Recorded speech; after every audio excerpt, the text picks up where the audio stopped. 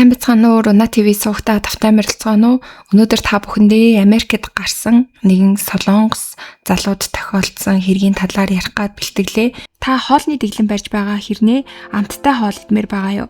Тэгвэл би та бүхэнд Vivid Kitchen-ийн соуснуудыг санал болгож байна. Vivid Kitchen-ийн соуснууд нь хоолны амтыг нэмэхээс гадна илчлэг маш багтаа учраас дэглэм барьж байгаа эрүүл хооллохыг хүсэж байгаа хүмүүст зориулсан бага илчлэгтэй элсэн чихэр маш багтай соуснууд. Уг соуснуудыг дахиа үхрийн мах, салаад, сэндвич, бургер гэд бүхий л хоолнуудтай зохицуулан та бүхэн өөрсдийн амтлагаар хэрэглэж болно. Жишээ авах юм бол vegan mayonnaise, солонгос халуун, дахианы соус, терияки соус, гичний соус, чихэрлэг чили соус, гэр байтугай кетчуп хүртэл байгаа. За Vivid Kitchen брэндийнхаа соуснуудыг та бүхэн дээр харагдаж байгаа хаягнуудаас худалдан авах боломжтой бөгөөд би доор description хэсэгт Facebook page болоод Instagram хаягийг нь оруулсан байгаа. Тэрхүү хаягууд руу мөн чат бичээд үнгүү хөргүүлээд авах боломжтой байгаа юм байна. Америкийн нэгдсэн улсын зүүн хойд хэсэгт орших Connecticut муж Америкийн нэгдсэн улсын 3 дахь хамгийн жижиг муж бөгөөд нэг хүнд ногдох орлогоороо хамгийн дээгүүрт ордог баян бүс нутаг. Бидний сайн мэдих Yale-ийн их сургууль байрладаг газар бөгөөд маш сайн боловсролын систем үзэсгэлэнт байгалаараа бахархдаг газар байгаа. Regina Turner 1989 онд төрсөн. Тухайн үед 32 настай байсан. Regina Connecticut мужийн Hartford хотод төрж далайн эргийн жижиг тосгон болох Old Saybrook өссөн байгаа. Хөршүүд нь түүнийг маш цаваа сэргэлэн игдүүтэй хүүхэд байснаар нь сандаг. 2011 онд багасаа л нутаг усандаа үзэсгэлэнтэй гэдгээр алдартай байсан Regina өндөр нуруулаг туранхай битээ дур булаам өтгөн хөрөн өстэй сэтгэл татам эмэгтэй болон өсөж ториндог. 22 настай байхдаа тэрээр гэр бүл болон найз нөхдийнхөө ятгалгаар Miss Америкийн нэгдсэн улс тэмцээний Connecticut мужийн урьдчилсан шатанд оролцохоор бүртгүүлэн оролцдог. Тайзан дээр гарсан Regina бага насны мөрөөдөл нь шүдний эмч болох байсан гэж хэлээд шүдний эмч болж ядарсан зүдэрсэн хүмүүст туслахыг хүсдэгэ хэлдэг.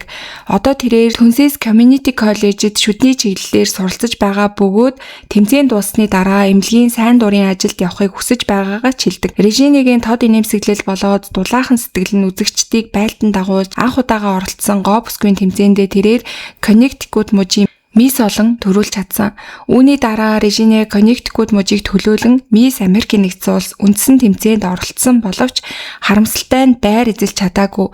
Гэвч түүний гоо үзэсгэлэн нь үнэлэгдэж Лас Вегаст болсон загварын шоуны тайзан дээр алхаснаас гадна алдартай Maxim сэтгүүлийн модельорч ажиллах боломж нь нэгддэг. Мөн гоо бүсгүйн тэмцээний ярилцлага дээрээ хэлж байсан шигээ IT улс руу шүдний эмнэлгийн сайн дурын тусламжийн ажлаар явж ирсэн бөгөөд энэ мэтчлэн Regina зөвхөн үзэсгэлэнтэй гадаад төрхөөсөө гадна сайхан сэтгэлтэй эмэгтэй гэдгийг хүмүүст харагдуулж байсан. Ингэж байгаад Regina нэгэн дээд зиндааны баячуудын салонд бизнес эрхэлдэг хүмүүсийн уулзалтанд очдог. Тэнд тэр Америк эмч болох Kim Hanjo-тэй уулздаг байгаа. Энэхүү уулзалт нь нэр нөлөө бүхий хөрөнгөтнүүд, өндөр албан тушаалтнууд, мэрэгжилтнүүд зэрэг эдийн засаг, нийгмийн онцгой эрхтэй хүмүүсийн цугларалт болсон байсан. Kim Hanjo Regina-г хараад анхны харцаар түүнд дурладаг. Regina өөрийгөө Connecticut-ийн их сургуулийн химийн ангийн 3 дугаар курсын оюутан гэж танилцуулсан. Мөн гоо үзэсгэлэнгийн тэмцээнд оролцсон бөгөөд стартап бизнес эхлүүлэхийн тулд одоогоор чөлөө авсан байгаа тухайгаа ч түүнд хэлдэг. Тэрээр Miss Америкийн нэгдсэн улсын тэмцээнийг өөртөө итгэл мандайлал харилцааны чадварыг хөгжүүлэх сайхан боломж гэж бодож оролцсон бөгөөд ер нь сайн дурын ажилд сонирхолтой байсан болохоор Miss Connecticut болж ажиллах хугацаанд сайн үйлсийн нөлөөг түгээж орон нутгийн нийгэмлэгт тусламж үзүүлж чадсандаа маш их баяртай байдаг тухайга түүнд ярьдаг. Regina-гийн яриаг сонсож байсан Kim Hanjo түүнд улам бүртгэгдэж үргэлжлүүлэн Regina одоо хөрөнгө оруулалт авч загварын чиглэлийн аппликейшн хөгжүүлж байгаа тухайга түүнд ярьдаг. Ингээд түүний яриаг сонсож байсан Kim Jo-хан хэрхэн ийм төгс хүн байж болохыг гайхаж өөрийн хувь тавилангийн эзэн бөгөөд насан туршдаа хайж байсан өөрийнх нь тал мөн гэдэгт бүрэн итгэж эхэлдэг. Kim Hanjo 1980 онд төрсэн тухайн үед 41 настай байсан. Тэрээр солонгос гаралтай бөгөөд Америкт суурьсан, Америкийн иргэн байсан бөгөөд англи, солонгос, испани гэд 3 хэлээр чөлөөтэй ярьдаг. Түүний гэр бүл маш чинэлэг байсан болохоор Kim Hanjo маш сайн орчинд шилдэг боловсролыг эзэмшиж өссөн залуу байсан. Багасаа л эмч болох мөрөөдөлтэй байсан Ким Ханжо хичээнгүйлэн суралцаж Колумби их сургуулийн анагаах ухааны сургуульд элсэн орсон. 2006 онд анагаах ухааны докторийн зэрэг хамгаалсан мөн Вашингтоны их сургуулийн Сент Луис анагаах ухааны сургуулийн харьяа Барнес Жойш эмнэлэгт нуруу нухасны гажиг болон хүзүүний мэс заслын нарийн мэрэгжлийг эмчээр суралцаж дүүргэсэн. Үүнээсээ хойш эмч хүний хувьд Ким Ханжо гаргасан амжилт нь маш их байсан бөгөөд 400 гаруй SCI эрдэм шинжилгээний өгүүлэл анагаах ухааны сурах бичгийн 65-аас олон бүлгийг тойрвснаас гадна залуу наснда Америкийн анагаах ухааны салбарт нэрээ цураатуулж дотоод гадаадын олон судалгааны шагналуудыг хүртэж нуруу нухасны мэс заслын засалчдыг өөрөө шууд баталгажуулж байсан байна. Эмнэлгийн албан ёсны цахим хуудсыг нь үзүүл түүнийг судалгааны болон клиникийн практикийг хослуулсан эмч бөгөөд нуруу нухасны нарийн төвөгтэй мэс заслын эрх бүхий мэрэгжилтэн гэж танилцуулсан байдаг. Тэрээр нэр хүндтэй бөгөөд Нью-Йоркийн шилдэг нуруу нухасны мэс засалч байсан байна. Ким Ханжо өөрийгөө удирдах тал дээр ч маш чанд ханддаг байсан бөгөөд завгүй ажлын хажуугаар тогтмол дасгал хөдөлгөөн хийж Нью-Йорк Daily News-ийн мэдээснээр 2018 онд Ким Ханжогийн жилийн орлого 3.2 сая доллар, хөрөнгө нь асар их байсан бөгөөд Америкийн нэгдсэн улс даяар хэд хэдэн үл хөдлөх хөрөнгө эзэмшдэг байсан ба зөвхөн тэдгээрийн үнэлгээ нь 9 сая доллар давж исэн байгаа. Түүнээс гадна Африк ТV-ийн Гана улсад удаан хугацаагаар эмнэлгийн сайн дурын ажил хийх зэргээр тусламж дэмжлэгийг боддоор хэрэгжүүлдэг маш дулаахан сэтгэлтэй эмч хүн байсан. Тэгэд Ким Ханжогийн эргэн тойронд бол түүнийг биширдэг, хайрладаг эмэгтэйчүүд бол үргэлж байсан. Гэвч эмэгтэй хүнийг харах нүд нь маш өндөр хатуу шалгууртай байсан Ким Ханжо хин нэгэнд амархан сэтгэлээ нээдэггүй байсан. Харин Режина бол түүнд маш өөр сэтгэл төрүүлсэн. Түүнийг анх харснаас хойш шууд түүнд ухаангүй дурлаж Режиныг мэдэх тусам түүний мөрөөдөж байсан хамгийн тохиромжтой эмэгтэй төгс хувилбар байна гэж бодож эхэлсэн. Ким Ханжо заавал Режинатай гэрлэх ёстой гэсэн бодлоор түүнд идэвхтэйгээр хайр сэтгэлээ илэрхийлж эхэлдэг. Үнтэй бэлэг, тансаг, аялал зэрэг өөрийн чадах бүх зүйлийг түүнд хийж өгчээсэн. Режинач гэсэн Ким Ханжод дургуутсахгүй байгаагаа илэрхийлж тэр хоёр уулзаж эхлээд хагас жилч болохгүй хугацаа өнгөрсөн. Намар Ким Ханжо Режинад гэрлэх саналаа тавин Режинач түүнд нь зөвшөөрсөн байна. Ингээд 2015 оны 11-р сарын 27-ны өдөр тэр хоёр нүсэр том хормын яслоо хийцгээсэн. Ким Ханжо хайртай эхнэр Режинигийнхаа насан туршдаа дурсагдах тансаг бөгөөд романтик хормыг хийж өгөхийн тулд зөвхөн хормын яслалтаа л гэхэд 2.5 сая доллар зарцуулсан. Хормын зочдын жагсаалтч маш чамин байсан байгаа. Салооны гишүүдээс эхлээд алдартнууд, Мисс Америкийн нэгдсэн улс тэмцээний оролцогч гэх мэтчлэн зочид оролцоцгоосон. Хормын дараа тэр хоёр Грек, Франц, Спан зэрэг улсууд руу баз сарын аялалдаа гарсан. Режинигийн цахим сүлжээнд дэлхийн өнцөг булан бүрийн амралтын газруудаар аялаж байгаа тэр хоёрын зургууд орж үзэсгэлэнт хосуудын аз жаргалтай төрхийг харсан хүмүүс ерөөлийн зурвас илгээжсэн. Баз сарын аяллаас буцаж ирсэн Ким Ханжо Режининаар Манхэттны тансаг орон сууцанд шинэ амьдралаа эхлүүлцгээсэн. Ким Ханжо эхнэр Режинагаа тухтай амьдруулахын тулд Нью-Йоркийн уламжлалт баячуудын дүүрэг болох East Side-д 6.5 сая долларын үн бүхий тансаг зэрэглийн орон сууц бүр худалдаж авч өгсөн.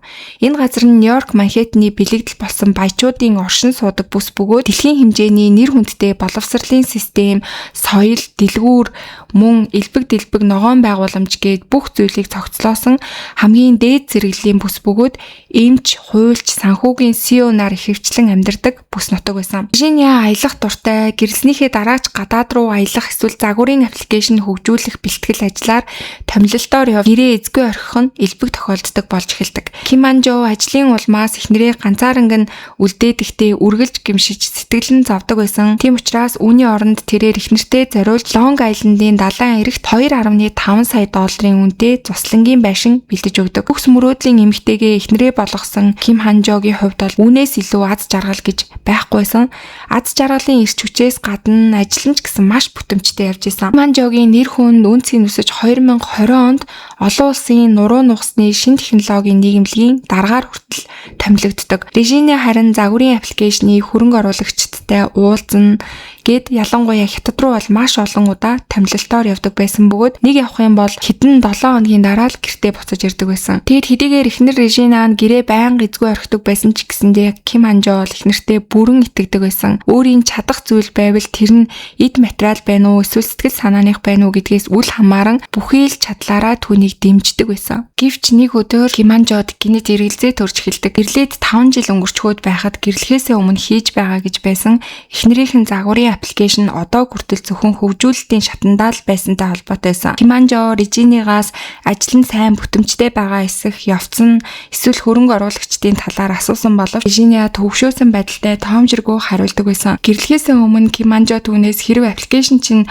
хөгжүүлэлтийн шатандаа байгаа бол чи ямар мөнгөөр амжиргаагаа залгуулдаг вэ гэж асууж байсан удаатай. Тэгээ тухайн үед нь болохоор Режина гоо бүсгийн тэмцээний оролцогч гэдгээс өөр яг харуулах карьер, тогтмол ажил эсвэл орлого байгаагүй. Режина тэгт эмээгээсээ $500,000 өв залгамжлал авсан болохоор амьдрахад ямар ч асуудалгүй гэж Киманжод бол хариулж исэн байсан. Киманжо эхнэрийнхээ үгэнд тэр чигээр нь тухайн үед бол итгэсэн байсан. 2020 оны 12 дугаар сард эхнэртэй мэдэгдэлгүйгээр Киманжо гинтийн 100 сарын баяраа бэлдэж байгаад санамсаргүй байдлаар эхнэрийнхээ компьютер дээрээс эхнэрийнхээ нэгэн эрэгтэй хүнээс хүлээн авсан зурвасыг олж хардаг.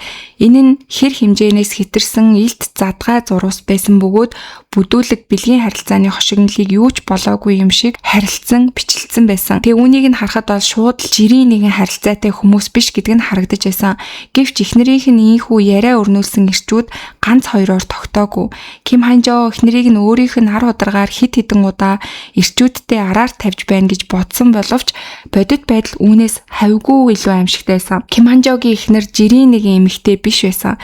Тэрээр зөвхөн дээд зиндааны баян ирчүүдэд үйлчилдэг дээд зэрэглэлийн бие үнэлэгч гэдэг нь ил болдог. Төгс мөрөөдлийн эмэгтэйгийн төгс гэр бүлийг босгосон гэж бодсон Киманжо гэрлээд 5 жилийн дараа эхнэрийнхээ бодит нүртээ тулж шоконд орсон. Томилолтоор явна, найзуудтайгаа уулзна гэдэг нь бүгд цэвэр худал хуурмаг зүйл байсан байгаа. Үнэ хэрэгтээ тэрээр үйлчлүүлэгчдтэйгээ уулзахаар явдаг байсан. Тэрээр өдрийн төлөвлөгөө гарсан үед найзуудтайгаа оройн хоол идэх гэж байна гэж нөхөртөө ярьдаг байсан бөгөөд байнгын үйлчлүүлэгчтэйгээ урт хугацааны биеийн үнэлэлтийн аялалд явахдаа хөрөнгө оруулагчтай уулзахаар хөгжүүлэлтийн гүйцэтгэгч компанитай уулзахаар хятад руу явлаа гэж урт хугацаагаар гэрээ эзгүй орхиод явдаг байсан байгаа. Шокийн зүйл бол үүгээр дуусаагүй. Режиниагийн гайхалтай түүх карьерийн ихэнх хэсэг нь үнэндээ худал хуурмаг байсан. Режиниа Киманжод Коннектикутын их сургуулийн химийн ангийн 3 дугаар курс сурдаг гэж хэлжсэн боловч гоо бүсгийн тэмцээний үеэр орон нутгийн Community College-д шүдний чиглэлээр сурч байгаа гэж ярьжсэн. Гэвч тэрээр ахлах сургуулаач дундаас нь хайж төгсөж чадаагүй нэгэн гэдэг нь хэл болдог. Нэг үгээр хэлэх юм бол дунд боловсралтай байсан гэсэн үг байгаа. Тэгэхээр их сургуульд сурж исэн ерөөсөө түүх байгаагүй. Шүдний эмч болох мөрөөдөл, загварын аппликейшн хөгжүүлэлт гэдэг нь бүгд л өөрийгөө гой харагдуулах гэсэн худал хуурмаг байсан. Режиниагийн хувьд бол яг үнэндээ багасаа шөнийн клубээр хэсэж авсаар цэнгэний газар ажиллах болсон бөгөөд явандаа бие үнэлэх ажлыг гол мэргэжлээ болгосон байсан. Кимт гэрлэхээс өмнө бол аль хэдийн дээд зиндааны ирчүүдийг бай болгон бие үнэлсээр ирсэн. Режиниа 19 настай байхдаа машин согтуу жолооцсны улмаас шийтгүүлжсэн хүртэл түүхтэйсэн. Мөн хурмаа хийхээс хэдхэн хоногийн өмнө байрны төрөөс олох $13,845 дутуу төлөгдсөний улмаас шүүхүүд хүртэл дуудагдчихсан байсан. Гэвч Режиниа Коннектикут мужийн гоо бүсгийн тэмцээнд төрүүлсний дараа түүний үнц нь бол тэнгэр таадад харилцах үйлчлүүлэгчд нь жирийн ирчүүд биш дээд зиндааны баячууд болон өөрчлөгдсөн байгаа. Режиниагийн салооны уулзалтуудад явдаг байсан шалтгаан нь ч үнэндээ шинэ үйлчлүүлэгч олох зорилготой байсан бөгөөд тэнд төсөөлөлгүйгээр Киманжотой танилцаж түүний эхнэр болж гэрлэх санал хүртэл авах хүртлээ явсан байсан. Гэвч тэрээр гэрлснийхаа дараа ч өөрчлөгдөөгүй үйлчлүүлэгчдтэйгээ уулзаар байсан бөгөөд эцэст нь ийхүү нөхөртөө баригдсан байгаа. Эхнэрийнх нь үйлчлүүлэгчдийн жагсаалт нь нийгмийн салбар бүрийн алдартай хүмүүс олон байсан бөгөөд үл хөдлөх хөрөнгийн магнатуудаас эхлээд алдартай дизайнерууд, бизнесмэнүүд, улс төрийн зүтгэлтнүүд хүртэл багтсан байсан. Киманжо хайртай эхнэр нь өөрийг нь хуурсан гэдэг баримтад маш их шоконд орж Нью-Йорк мужийн дээд шүүхэд гэрлэлтийг нь хүчингүйд тооцох нэхэмжлэх гаргадаг. Шүүхийн нэхэмжлэлийн бичиг баримтлал гэхэд 264 хуудас болсон байсан. Тэр хоёрын анхны уулзалтаас эхлээд 5 гаруй жилийн гэрлэлтийн амьдралын бүхий л зүйл нь багтсан байсан. Мөн эхнэрийнх нь зүй бус уулзалтуудыг батлах, ирчүүдээс хүлээн авсан зурвсууд, мөн хүлээн авсан дансны хуулга зэрэг тодорхой баримтуудыг ч гэсэн хавсрахсан байсан. Режиниа анхны уулзалтаас өнөөдрийг хүртэл зөвхөн өөрийг нь хайрласаар ирсэн нөхрөө хажуудаа байлгасаар байсан хэрнээ яагаад ийм зүйл хийж байсан бэ гэдэг нь бол хүмүүсийн анхаарлыг маш их татсан. Ялангуяа нөхөр нь мөнгө ихтэй эдийн засгийн хувьд чинээлэг бөгөөд эхнэрийнхээ төлөө мөнгө зарцуулахаас огтхон ч татгалздаггүй залуу байсан. Гэвч Режиня яагаад өөрийнхөө эдэлж байгаа бүх зүйлийг алдаж болох, хүмүүс зэмлүүлж, хуруугаар чичлүүлж болох ийм аюултай ёс зүйгүй зүйлийг хийсэн юм болоо гэдэгт бол маш их хүмүүс гайхсан. За энэ үед бол судлаачид Режиныг магадгүй өөрийнхөө ажилдаа дуртай болчихсон байсан байх магадлалтай гэж үзэжсэн. Өөрөөр хэлбэл Режинягийн хувьд биеэ үнэлэх нь өндөр орлоготой нэгэн төрлийн бизнес байсан гэсэн үг. Бодит байдал дээр 2015 оноос 21 оны хооронд Режинягийн дансанд ойролцоогоор $670,000 орж ирсэн байдаг. Ихэнх нь чек байсан бөгөөд Нью Жерсигийн үл хөдлөх хөрөнгийн компани удирдах албан тушаалтан болон алдартай бэлтүүлгийн дизайнерын илгээсэн мөнгө нь хамгийн их байсан. Үүнээс гадна өөр олон хүний нэр дээр олон данснаас орж ирсэн мөнгө тоо томшгүй маш их байсан. Режиня тэмцээнд төрүүлснээсээ хойш бол өөрийгөө маш чухал хүн болчихлоо гэж бодон өөрийн гадаад төрөх сэтгэл татам байж хүмүүс дуртайя өндөр үн төлж өөрийг нь үнэлж буй энэхүү нөхцөл байдлыг өөрөө таашааж асар их сэтгэл ханамжийг мэдэрсэн гэж судлаачид бол үзсэн. Ким Хан Жо нуруу нухсны мэдсэлчийн хувьд бол жилийн орлого нь $3 сая давдаг байсан бөгөөд үүнээс гадна аль хэдийн маш их хөрөнгө эзэмсэж байсан болохоор эхнэр Режиня хүсгэл юм бол хэдий ч нэ мөнгө тансаг амьдралыг эдлэх боломжтой байсан. За тэгээ энэ бүхнийг мэдсэн нөхөр Ким Хан Жо бол шүүхэд энэ бол залилангийн гэрлэлт гэдгийг хэлэн гэрлэлтийг хүчингүд тооцох нэхэмжлэл гаргасан байна. Эхнэр минь надад дэндүү олон худлаа ярьсан. Түүний бүх зүйл худлаа байсан. Хэрвээ эхнэр маань ийм хүн гэдгийг мэдсэн бол би түүнтэй хизээч гэрлэхгүй байсан гэж хэлдэг. Тэр хоёрын гэрлэлтийн хүчингүд тооцох шүүхийн маргаан бол Америкийн нийгэмд маш халуун маргааныг дагуулсан. Хүмүүс Режиняг Гобсквийн тэмцээнд орж байх үеийн ярилцлагын бичлэгийг нь олж үзсэн бөгөөд болцооны аппликейшн ашиглаж үзсэн үү гэсэн асуултанд Режиня нэг ч удаа ашиглаж үзээгүй гэж хариулдаг. Нүцгэн зураг авахлах тал дээр юу гэж боддог вэ гэж асуухад өөрөө тийм зүйлд дургүй учраас тийм зураг хизээж авахгүй гэж хариулж исэн байгаа. Тэгээ энэ ярилцлагыг харсан хүмүүс бол онлайнаар хүнтэй уулздаггүй мөртлөө офлайнаар биеэ үнэлдэг байж нүцгэн зураг авахдаггүй мөртлөө танихгүй ир хүний өмнө хувцас тайлхаас буцдаггүй байж хэмээн түүнийг дооглон тохуурхацгааж исэн. Тэгээ шок болон араар тавилтаас болж Ким Хан Жо бол бараг л солиорох шахаж исэн. Харин Режинягийн хувьд бол маш тайван энэ асуудалд бол хандж исэн. Түүний хувьд ямар нэгэн шалтак хэлж уучлалт гуйгаагүй, нулимс чунгаагүй. Тэрээр өөрийн үйлдэлийн талаар ямар нэгэн зүйл яриаггүй тул яагаад ийм үйлдэл хийхэд хүрсэн бэ гэдг нь одоо хүртэл нууц хэвээр үлдсэн байгаа. За тэгээ олон нийт бол энэ хоёрын шүүх хурлын асуудлыг бол маш их сонирхож байсан. Тэдний шүүх хурл бол 2021 оны 7 дугаар сарын 26 Ким Хан Жо болон Режиня нарын нээлттэй шүүх хурал яг эхлэх гэж байх үед гинэт тэр хоёр харилцан тохиролцоонд хүрсэн учраас шүүх хурал хийх шаардлагагүй болсон гэсэн мэдээллийг гаргаад шүүх хурал болдоггүй. Энэ үед бол хүмүүс маш их гайхажсэн. Яагаад ийм шийдвэрт Ким Хан Жо хүрсэн болоо гэдэг дээр бол маш их гайхажсэн. 7 сарын 27 оны өдөр хэвлэл мэдээллийн хэрэгслээр нэг нийтлэл цацагддаг. Тэрхүү нийтлэл Режинягийн цахим сүлжээний дагагчдын тоо ердөө 586 байсан ч тэдний ихэнх нь дээд зиндааны элитүүд байсан талаар бичсэн байсан.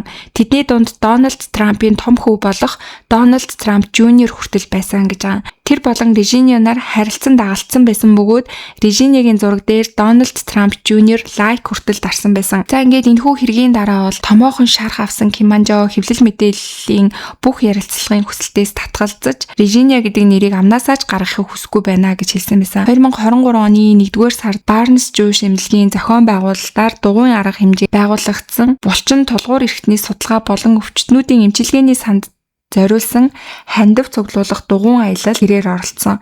Спортын одод эмчнэр өвчтөнгүүд болон орон нутгийн оршин суугчид хүртэл маш олон хүн оролцсон тийм тэмцээн байсан. Ким Хан Жо ч гэсэн энэ арга хэмжээнд өөрийн төрхийг харуулсан бөгөөд сахлаа бүхэлдээ ургуулсан байсан. Харин Режиня бол энэ хэрэгээс хойш ямар ч сургуу олон нийтийн өмнө огт гарч ирэлгүй одоо хүртэл хаана байгааг нь мэддэхгүй нам жим амьдарч байгаа. За ингээд өнөөдрийн та бүхэнд бэлтгэж хүргэсэн хэрэг маань бол үнэхээр том хуурам мэхлэлд араар тавилт бие үнэлэлтийн талаар байлаа. За та бүхэн бас энэ хэрэг дээр юу гэж бодож байна? Өөрт төрж байгаа сэтгэлдлүүдээ комент хэсэгт чиж хуваалцаарай. Хүмүүс хог дээрээ лайк, subscribe дарахаа битгий мартаарай. Бүгдээрээ удахгүй дараагийнхаа дугаараар эргээд уулзцгаая.